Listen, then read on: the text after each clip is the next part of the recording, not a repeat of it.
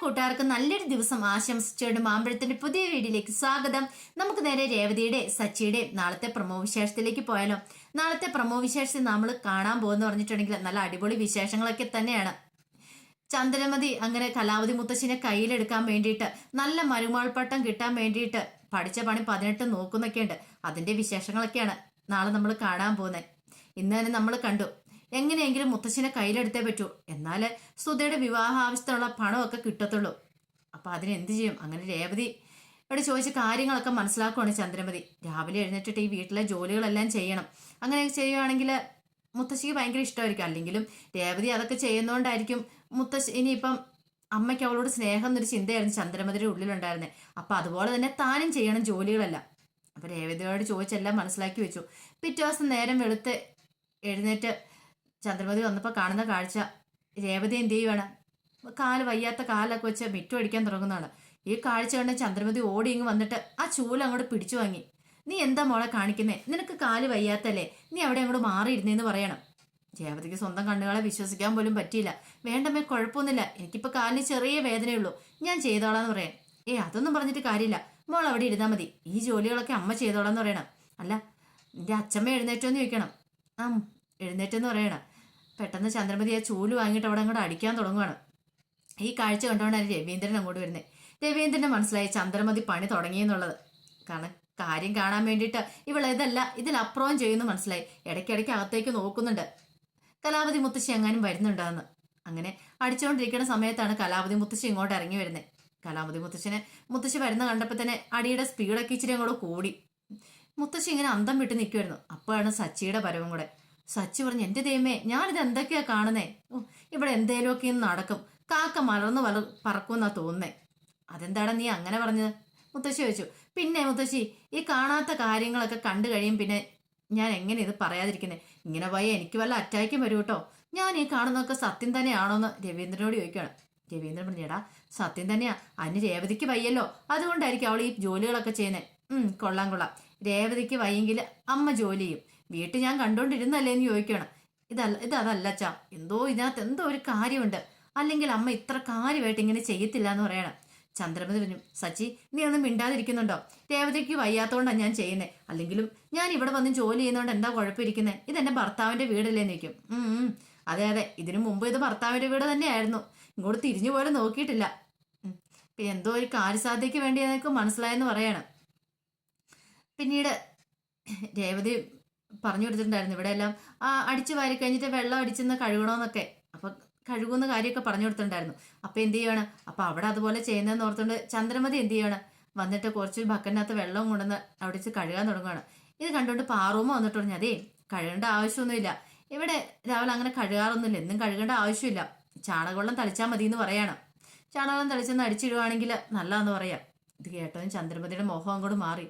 ചാണകവെള്ളം, അത് ഞാന് ചാണകം എന്ന് കേൾക്കുമ്പോൾ തന്നെ ചന്ദ്രമതിക്ക് ഛർദ്ദിക്കാൻ വരുന്ന. ഇത് കേട്ടപ്പോ രവീന്ദ്രനും രേവതിക്ക് ശരിക്കും ചിരിയാ വന്നത്. അമ്മ ഇതൊക്കെ ചെയ്യുമോന്നുള്ള ഒരു ചിന്ത രേവതിയുടെ ഉള്ളിലുണ്ടായിരുന്നു. എന്ത് ചെയ്യണമെന്നറിയില്ല, ചന്ദ്രമതി ഇങ്ങനെ നിൽക്കുക. പെട്ടല്ലോ ഭഗവാനെ. ഇപ്പം കലാവതി മുത്തശ്ശിയാണ് നോക്കി നിൽക്കുകയും ചെയ്യുക. അപ്പൊ രേവതി പറഞ്ഞു, ഒരു കാര്യം ചെയ്യാം, അമ്മയ്ക്ക് വേണമെങ്കിൽ അമ്മ ഇങ്ങോട്ട് മാറാം, ഞാൻ ഇതൊക്കെ ചെയ്തോളാം എന്ന് പറയണം.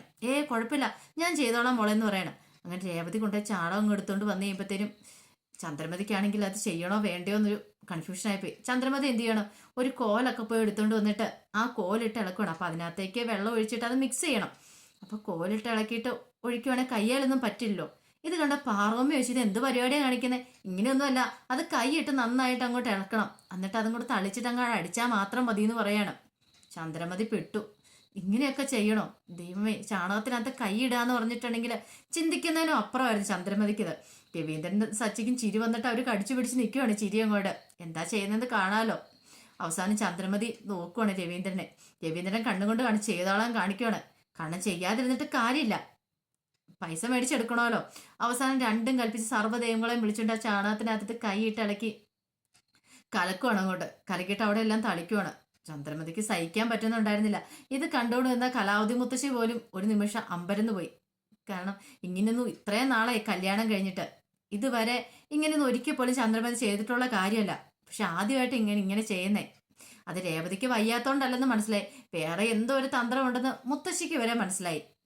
പിന്നീട് കാണിക്കുന്ന ദേവ് രാവിലെ കോളേജിലേക്ക് പോകാൻ തുടങ്ങുമായിരുന്നു. തുടങ്ങുന്ന സമയത്താണ് അങ്ങോട്ട് ശ്രീകാന്ത് കയറി വരുന്നത്. അപ്പൊ ശ്രീകാന്തിനെ കണ്ട് ദേവ് പറഞ്ഞു, ആഹാ ഇത് സർപ്രൈസ് ആയിട്ടുണ്ടല്ലോ എന്ന് പറയണം. അതെന്താ എനിക്ക് ഇങ്ങോട്ട് വന്നുകൂടെ എന്ന് ചോദിക്കണം. അല്ല വരാം, എത്ര രാവിലെ വന്നേ?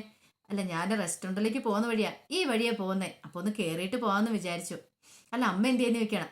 അമ്മ ഇവിടെ ഉണ്ടെന്ന് പറയാ. ആ ലക്ഷ്മി അമ്മ ഇറങ്ങി വരിക. അപ്പൊ മോൻ എന്താ രാവിലെ നിൽക്കും? വെറുതെ വന്ന അമ്മേ, ഇരോടെ ഒന്ന് പോയപ്പോ ഒന്ന് കയറിയിട്ട് പോകാന്ന് വിചാരിച്ച്. ഞാൻ ചായ എടുക്കട്ടെ നിൽക്കും. ചായ വേണ്ട. മോൻ ഫുഡ് കഴിച്ചായിരുന്നോ? കഴിച്ചില്ല എന്ന് പറയണം. എന്നാ ബാ ഞാൻ ഉണ്ടാക്കി തരാന്ന് പറയാം, ദോശമാവ് ഇരിപ്പുണ്ടെന്ന് പറയണം. വേണ്ട വേണ്ട, നിങ്ങൾ കഴിച്ചായിരുന്നു ചോദിക്കും. ഞങ്ങൾ കഴിച്ചില്ല. അപ്പൊ ദേ പറഞ്ഞ് കഴിച്ചിട്ട് വേണം ഇറങ്ങാനെന്ന് പറയണം. എന്നാ ഒരു കാര്യം ചെയ്യ്, ഇവിടെ നിൽക്കുക, 5 മിനിറ്റും കൊണ്ട് ഞാൻ നിങ്ങൾക്ക് നല്ലൊരു റെസിപ്പി ഉണ്ടാക്കി തരാന്ന് പറയും. എന്തുണ്ടാക്കി തരാൻ? ദോശമാവ് ഇരിപ്പില്ലേ? എന്നാ വാ ദേവു, നീ ഞാൻ പറയുന്ന സാധനങ്ങളൊക്കെ എനിക്ക് എടുത്തു തരാൻ പറയാണ്. നല്ലൊരു മസാല ദോശയാണ് ഞാൻ അങ്ങോട്ട് ഉണ്ടാക്കി തരാമെന്ന് പറയണം. ദേവു അങ്ങോട്ട് കയറിപ്പോയി. ഇത് കണ്ട ലക്ഷ്മിയമ്മയ്ക്ക് വല്ലാത്തൊരു വെപ്രാളമായിപ്പോയി. എൻ്റെ ദൈവമേ, ഈ ചെറങ്കൊച്ചിത് എന്ത് ഭാവിച്ചാ ഇനി ഇവിടെ വന്ന് ഇങ്ങനെയൊക്കെ ചെയ്തെന്ന് അറിഞ്ഞിട്ടുണ്ടെങ്കിൽ ചന്ദ്രമതി എങ്ങനെ അറിഞ്ഞാൽ അതോടുകൂടി തീരും. അങ്ങനെ ശ്രീകാന്ത് അടുക്കള കയറി പാചകം ചെയ്യുകയാണ്.